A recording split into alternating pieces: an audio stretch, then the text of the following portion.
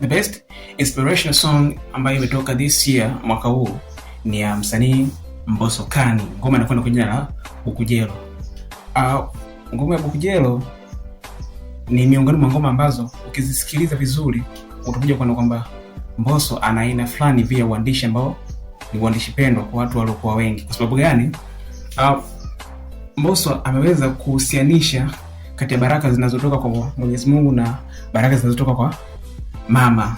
Ingoma ukisikiza vizuri atakwambia kwamba siku zote maadui wapo, watu wasokupenda wapo, lakini mtu pekee ambaye hawezi akakaa chini akakuchukia ni mama pekee yake. Kwa sababu unakwambia kwamba mama yeye anakuwa anafanya kazi ya kuombea dua, anapenda kuona mwanae anavuka level kutoka level fulani kwenda kwenye level fulani.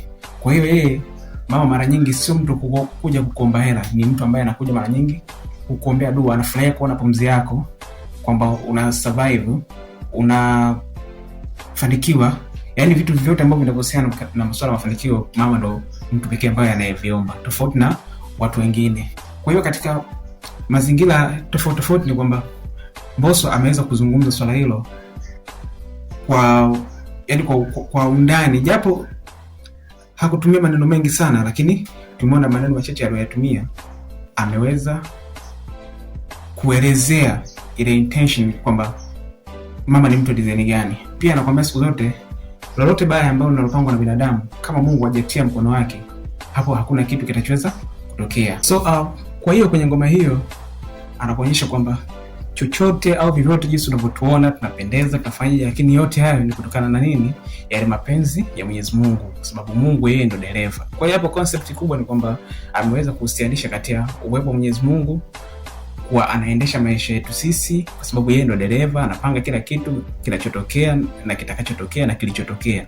Pia ameweza kuzungumza kwamba umuhimu wa mama, kwa sababu jinsi gani mama anavyoweza kuomba dua juu ya wanawe, na story zote zinazohusiana na masuala sija majungu na vitu vingine vyote mbele ya Mwenyezi Mungu haviwezi kuexist au haviwezi kuendelea. Kwa hiyo unapoamini katika Mwenyezi Mungu, vitu vingine vyote vinaweza visitokee.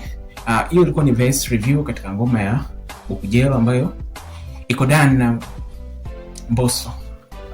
Endelea kutufuatilia katika mitandao yetu ya kijamii, Facebook wa Kwanza Media, YouTube unaweza kutupata kwa jina la Swahili Touch, ili uweze kuwa updated na different verse kutoka kwa wasanii tofauti ndani na nje ya nchi. Thanks.